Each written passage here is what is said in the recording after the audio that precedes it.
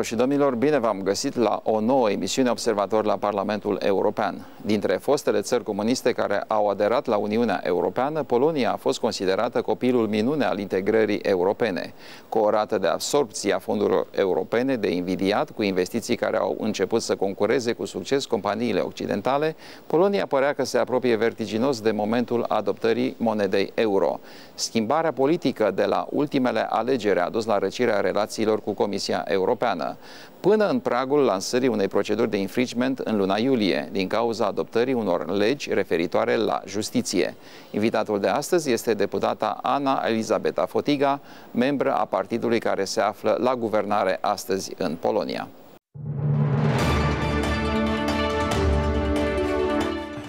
Madam Deputy, I want to start this interview with a general question. How did Poland come from being the wonder child of European integration to the infringement procedure? Tricky question at the very beginning. Thank you. I like tricky questions. That's also always invigorating the debate. Allow me to tell that with my economic background, I started in my early youth by strongly driving Poland towards the EU. I was very much, it was not EU at that time, it was European Economic Community. And I'm still, as many Poles are, very much in favor of our participation within the EU, but also with my Solidarność experience, I know that we have similar rights than any other nation to present our views and to expect fair participation within the EU.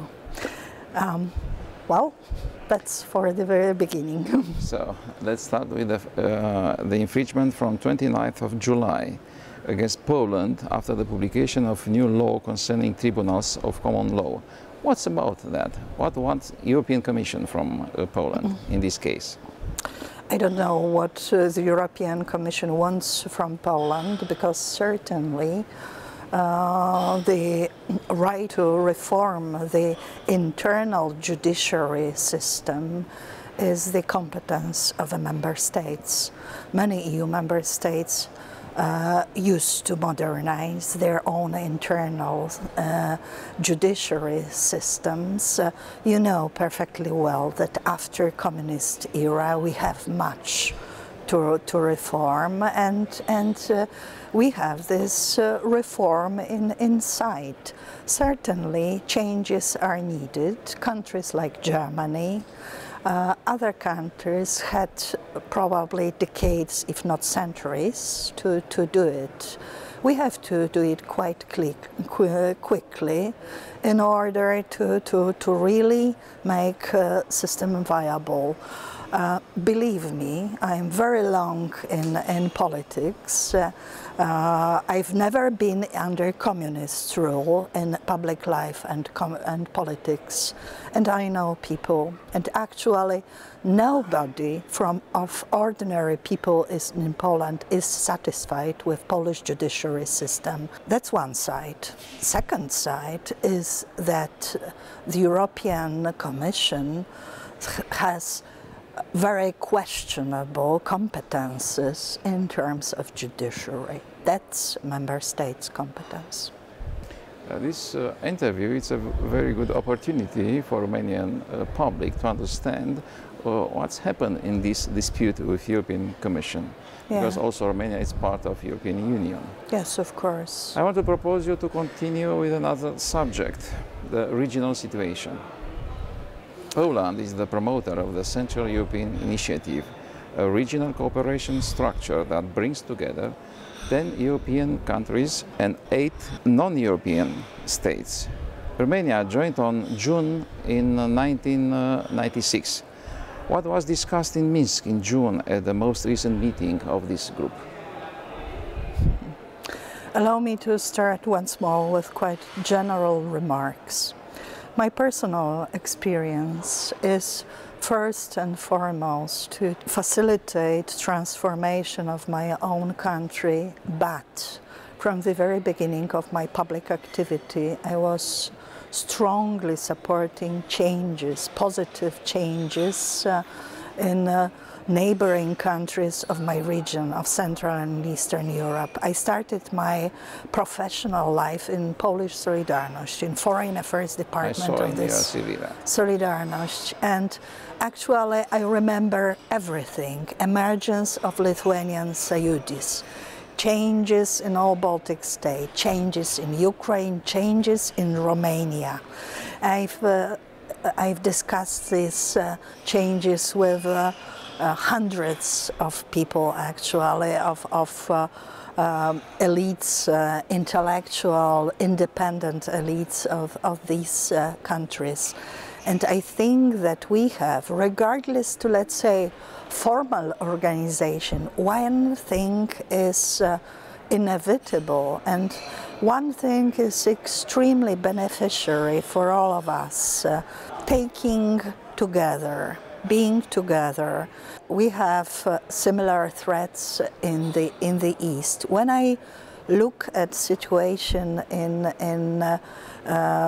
countries like Ukraine, upcoming Zapad 2017 exercises, I know that there are naturally framework countries that tend to our security, but first and foremost, we are here, countries of Central and Eastern Europe, and therefore all fora that bring us together are extremely important. My dream is also that we reach out to have more countries of the East that share these values with us. We have to monitor the situation in Ukraine. It is extremely important. But when I look at perception of threats, and my responsibility here in the Parliament is security and defense, I see that being at rapid trident exercises in Ukraine, or the participation in commemoration of Ukrainian independence, there is General Mattis, US Secretary of Defense, and almost all ministers of defense of our region, and not much more of them. It is extremely important. Today's remarks by President Juncker, it was nothing about threats, security threats to our region.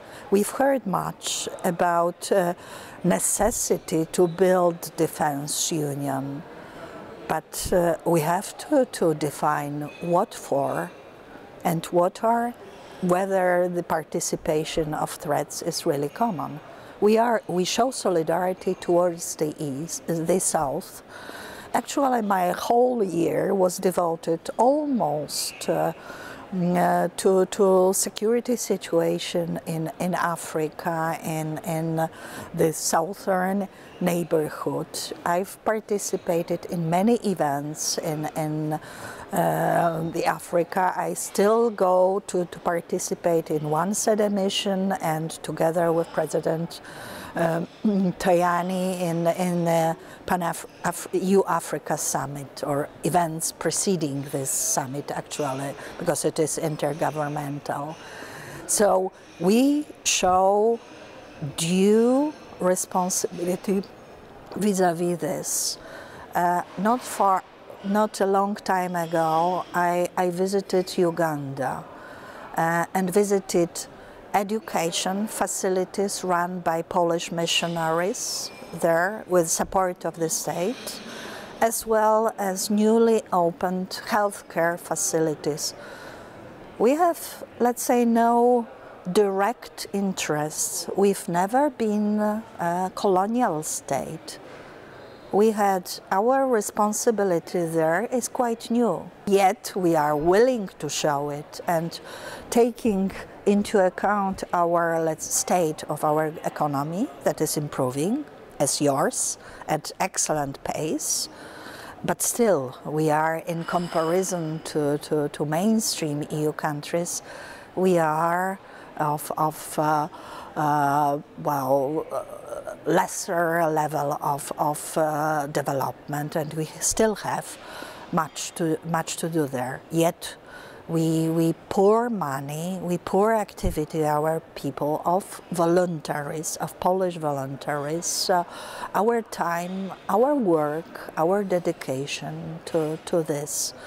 And actually, when I look into, today we've heard much about economy also, chances, pushing for Eurozone to adopt Euro. Well, looking into statistics, I would say that our region, Central and Eastern Europe, is a champion of development, regardless to participation in Eurozone. So both East European countries that are EU members and that are not develop in excellent pace. Within Euro, it's not so obvious. Let's say there are champions, but there are countries of rather low development growth. Yet there is push for Euro. Because you mentioned Euro, yeah.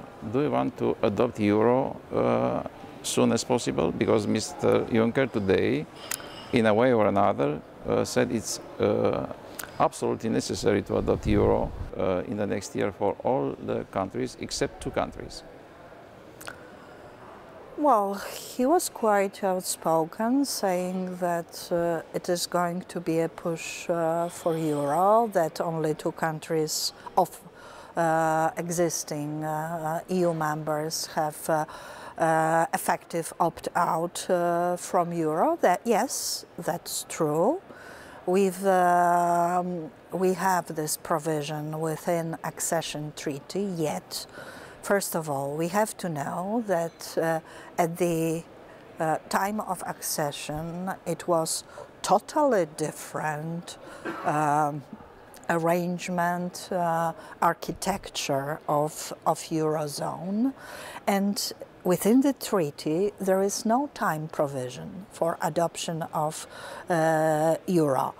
Actually, from Polish point of view, we develop in a good pace, yet we have much to reform, also in terms of our economy, and I personally am not for a quick adoption of Euro. So for the Poland is not the time to adopt? I'm not a member of government, naturally, so I speak your opinion. My own voice. Of course. It is my opinion, but I'm not for quick adoption of Euro. I cannot indicate time.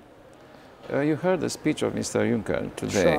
Sure. What did you like and what didn't like in this speech? I have, of course, mixed feelings, because first of all, it was a very federalist speech. When I remember time of our accession, I still remember discussions about entity of a national state, whether we are able to preserve it. For Poland, it was extremely important. Similarly to Romania, we had so many instances, but also difficulties in history, and all the time aiming and driving at independence and sovereignty. Therefore, we are absolutely aware that participation in international organization means sharing sovereignty, but not easily sharing, not without legal provisions, just in order to foresee future changes of treaties. Remember Madame Merkel's remark that we have to put into treaties whatever is already in practice, and that is actually my problem, that we are still the organization of sovereign states, and there is so much push to impose practice exceeding treaties with expectation that sometime later, with favorable government, with favorable situation, we'll be able to push it into treaties and make it obligatory law. That's a problem. Mr. Juncker proposed today an European army. What do you think about that subject? Because the European army, in a way or another, will be in competition with NATO in Europe. Sure. Well, what was lacking today was both in, let's say, economic, strategic, political, also security terms, mentioning the transatlantic bond that is extremely important for Poland. I presume for many countries also of our Romania region, also for Romania, but no word about this. I used to tell that in order to deepen integration in terms of security and defense, we have to unify perception of threats. And once more, to perception of threats from the East. All of us are so much concerned about the situation that exercises along or parallel to Zapad 2017 are roughly same time in Sweden, Aurora 2017, in Poland, Dragon, in Ukraine, Rapid Trident. Everywhere there are American troops. And we are certainly extremely aware of this. It's for me, for myself, I presume that for many compatriots of mine, EU was not only the area of economic prosperity, because we are prosperous people. We show it even now that without being deeply in integration in these terms, we are able to make real jump and to show the world that we are able to accelerate the pace of development. It was always like this. But we treated accession to the EU as additional security factor, and I still think that EU has much to do in terms of security, align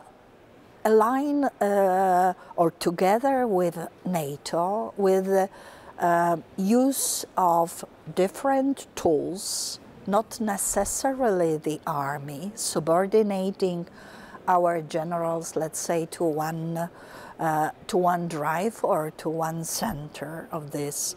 From my point of view, in terms of hard defense, NATO is the most important for our region.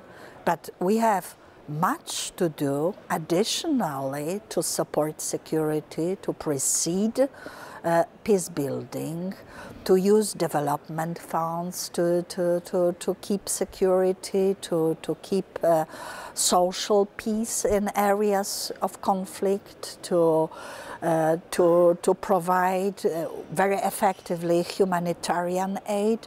In many cases, we are much better. I've seen it myself in Africa. We are much better than the UN. For example, I wouldn't like to offend UN, of course, I have highest regards for these organizations, but I also saw with my own eyes the positive developments with the EU engagement. There is no need to build a parallel to EU army or, let's say, so-called European pillar to NATO. Nations are members of NATO, and meaning that nation states have something to do. Madame Mogherini for a long time has not visited Kiev. And well, in let's say symbolically, with so-called European pillar, she would have been our voice in NATO. I would rather prefer Polish generals, Polish Minister of Defense, Polish Minister of Foreign Affairs to do these jobs. Madam Deputy, thank you very much. Thank you. It was a very interesting discussion about the politics of Poland And Poland is a unique voice in this moment in the European Union from the southeast of Europe. Thank you. Thank you.